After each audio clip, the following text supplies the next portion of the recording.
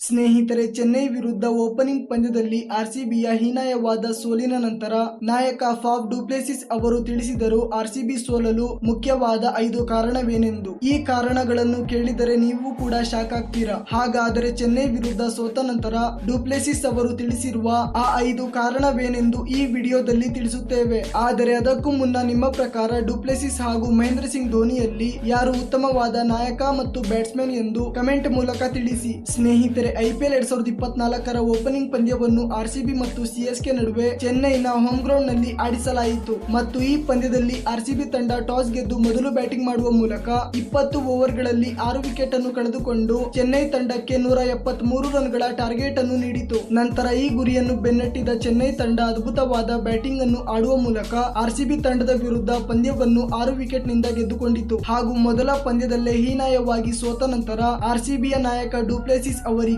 ಮೀಡಿಯಾದಲ್ಲಿ ಸೋಲಲು ಕಾರಣವೇನೆಂದು ಕೇಳಿದಾಗ 5 ಕಾರಣಗಳನ್ನು ತಿಳಿಸಿದ ಡು ಪ್ಲೆಸಿಸ್ ಅವರು ಮಾತನಾಡುವ ಮೂಲಕ ಚೆನ್ನೈ ಹಾಗೂ ಬೆಂಗಳೂರಿನ ನಡುವೆ ನಡೆದ ಈ ಓಪನಿಂಗ್ ಪಂದ್ಯದಲ್ಲಿ ನಮ್ಮ ಆರ್ಸಿಬಿ ತಂಡ ಸೋಲನ್ನು ಎದುರಿಸಬೇಕಾಯಿತು. ಇದರಿಂದ ನಾನು ಬಹಳ ನಿರಾಶೆಗೊಂಡಿದ್ದೇನೆ. ಇದಕ್ಕೆ ಮುಖ್ಯವಾದ ಕಾರಣ ಪವರ್ ಪ್ಲೇಯಲ್ಲಿ ನಮ್ಮ ಆರ್ಸಿಬಿ ತಂಡದ ಕಳಪೆಯಾದ ಬ್ಯಾಟಿಂಗ್. ಏಕೆಂದರೆ ನನ್ನನ್ನು ಬಿಟ್ಟು ಪವರ್ ಪ್ಲೇಯಲ್ಲಿ ರಜತ್ ಪಾಟಿದಾರ್ ಹಾಗೂ ಗ್ಲೆನ್ ಮ್ಯಾಕ್ಸ್ವೆಲ್ ಅವರು ಅದ್ಭುತವಾದ ಬ್ಯಾಟಿಂಗ್ ಅನ್ನು ಆಡಿದ್ದರೆ ನಮ್ಮ ಆರ್ಸಿಬಿ ತಂಡ ಇನ್ನಷ್ಟು ಹೆಚ್ಚು ರನ್ ಬಾರಿಸುತ್ತಿತ್ತು. ಮತ್ತು ಈ ಪಂದ್ಯವನ್ನು ಸೋಲಲು ಎರಡನೇ ಮುಖ್ಯವಾದ ಕಾರಣ ನಾನೇ. ಏಕೆಂದರೆ ಇಂದು ನಾನು ಔಟ್ ಆಗದೆ ಜವಾಬ್ದಾರಿಯಿಂದ ಬ್ಯಾಟಿಂಗ್ ಅನ್ನು ಆಡಬೇಕಿತ್ತು. ಹಾಗೂ ಅಷ್ಟೇ ಅಲ್ಲದೆ ಪಂದ್ಯದಲ್ಲಿ ಉತ್ತಮವಾದ ನಾಯಕತ್ವವನ್ನು ಮಾಡುವಲ್ಲಿ ಕೂಡ ನಾನು ವಿಫಲನಾದೆ. ಆದರೆ ಮುಂದಿನ ಪಂದ್ಯಗಳಲ್ಲಿ ಈ ತಪ್ಪುಗಳನ್ನು ತಿದ್ದಿ ಉತ್ತಮವಾಗಿ ಆಡಲು ಪ್ರಯತ್ನಿಸುತ್ತೇನೆ. ಮತ್ತು ಮೂರನೇ ಕಾರಣ ಬಂದು ಚೆನ್ನೈ ತಂಡದ ಬಲಿಷ್ಠವಾದ ಆಟಗಾರರು ಹಾಗೂ ಚೆನ್ನೈ ತಂಡಕ್ಕೆ ಅವರದೇ ಆದ ಹೋಮ್ ಗ್ರೌಂಡ್ ನಲ್ಲಿ ಸಿಕ್ಕ ಬೆನಿಫಿಟ್. ಮತ್ತು ನಾಲ್ಕನೇ ಕಾರಣ ಬಂದು ಇಂದು ನಮ್ಮ ತಂಡದ ವೇಗದ ಬೌಲಿಂಗ್ ಬಹಳ ಕಳಪೆಯಾಗಿತ್ತು.